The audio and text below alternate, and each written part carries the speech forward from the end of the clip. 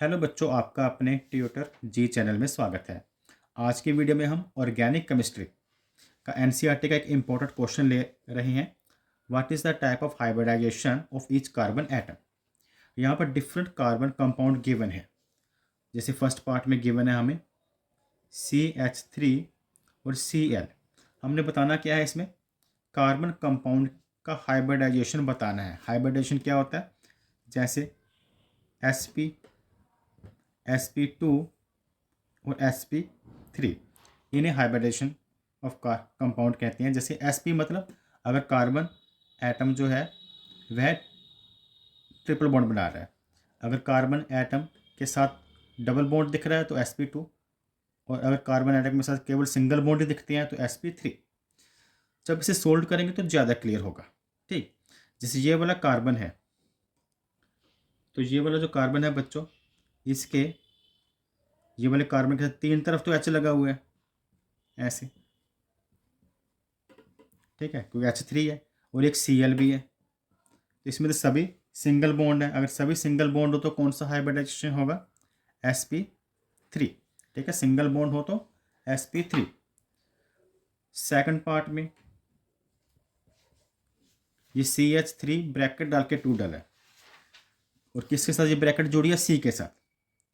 तो ऐसे कंपाउंड का मतलब ये होता है कि ये इस C के साथ दो CH3 है, एक इस तरफ CH3 और एक इस तरफ CH3, और साथ में O किसके साथ है, वो भी C के साथ है। और जो ऑक्सीजन होता है बच्चों हमेशा कम डबल बॉन्ड बनाता है कार्बन के साथ, इसके डबल बॉन्ड है। ठीक है, तो अब इस कार्बन, ये वाला कार्बन सिंगल बॉन्ड बना रहा है और ये वाला कार्बन सिंगल बॉन्ड बना रहा है, क्योंकि इसके साथ H3 है, तो जो ये H है 3 है, तो एक एक बॉन्ड के साथ होंगे ना। अगर मैं इसे ड्रा करूं तो इसे मैं कुछ इस तरह से 3H को लिख सकता हूं, और इस H3 को भी इस तरह से लिखा जा सकता है। तो ये वाला कार्बन और ये वाला कार्बन और ये वाला कार्बन, तीनों के हमने हाइब्रिडाइजेशन बतानी है। जो फर्स्ट कार्बन है सिंगल बॉन्ड है केवल इसके चारों तरफ, तो ये होगा sp3 हाइब्रिडाइजेशन, कॉमा। जो सेकंड कार्बन है इसके साथ डबल बॉन्ड दिख रहा है, डबल बॉन्ड हो तो sp2 हाइब्रिडाइजेशन। तो ये वाला कार्बन है सिंगल बॉन्ड है, तो इसका होगा sp3 हाइब्रिडाइजेशन। नेक्स्ट पार्ट करते हैं CH3 और Cn। थर्ड पार्ट बच्चों है CH3 और C के साथ Cn।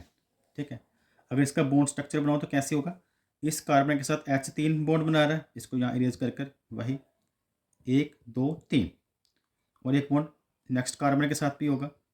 तो यहाँ पर तो बच्चों HH है ना, तो यहाँ से क्लियर हो रहा है कि फर्स्ट कार्बन जो है वह सिंगल बॉन्ड बना रहा है, तो इसका हाइब्रिडाइजेशन होगा sp3। सेकंड कार्बन जो है उसमें ट्रिपल बॉन्ड दिखाई दे रहा है, अगर ट्रिपल बॉन्ड किसी कार्बन के साथ हो तो वो होता है sp हाइब्रिडाइजेशन। अब इसे आप नोट कर ले। अब मैं नेक्स्ट 2 इसके पार्ट सोल्व करता हूँ। इसका फोर्थ पार्ट बच्चों देखते हैं। फोर्थ पार्ट में गिवन है HCONH2, तो C लिखते हैं। C की एक तरफ क्या है, H, साथ में क्या है O। O आपको पता है डबल बॉन्ड के साथ ही होगा। उसके बाद क्या है N, और H, N के साथ 2 हैं H।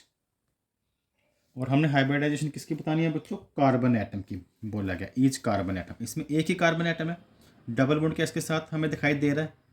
अगर डबल बॉन्ड हो तो क्या लिखते हैं हम, sp2। तो यहाँ साइड में एक बार फिर से लिख देता हूँ, sp sp2 और sp3 तीन हाइब्रिडाइजेशन होते हैं। अगर तो ट्रिपल बॉन्ड हो तो sp लिखते हैं, डबल बॉन्ड हो तो सिंगल, और sp3 तब लिखते हैं अगर सिंगल बॉन्ड हो। नेक्स्ट अब फिफ्थ पार्ट है। फिफ्थ पार्ट में क्या है, CH3 H हम ऐसे लगा सकते हैं इसके। फिर उसके बाद C है, उसके साथ एक H है, फिर डबल बॉन्ड है, फिर C है, उसके साथ भी एक H है, और फिर उसके बाद क्या है C और ट्रिपल बॉन्ड के साथ N। जो नाइट्रोजन होता है वह ट्रिपल बॉन्ड ही बनाता है, उसके 3 बॉन्ड कम से कम होते हैं। हो सकता है कोई एक बॉन्ड इधर, एक बॉन्ड इधर और एक बॉन्ड इधर हो, लेकिन इसके नाइट्रोजन के साथ कोई और एटम तो है नहीं, तीनों बॉन्ड इसके कार्बन के साथ ही होंगे। तो carbon total 4 bond, oxygen 2 bond और नाइट्रोजन 3 बॉन्ड बनाता है। तो चलिए कार्बन का देखते हैं। पहले फर्स्ट कार्बन एटम का सिंगल बॉन्ड है, तो इसे क्या लिखेंगे, sp3 हाइब्रिडेशन। अगला कार्बन के साथ डबल बॉन्ड है, तो इसे sp2 हाइब्रिडेशन। उसके अगले कार्बन के भी इस साइड में डबल बॉन्ड दिखाई दे रहा है, तो इसको भी sp2 हाइब्रिडेशन। ये वाला कार्बन के साथ ट्रिपल बॉन्ड दिखाई दे रहा है, तो इसको sp हाइब्रिडाइजेशन। तो यहाँ पर बच्चों ये सोल्व हो चुका है। Thanks for watching.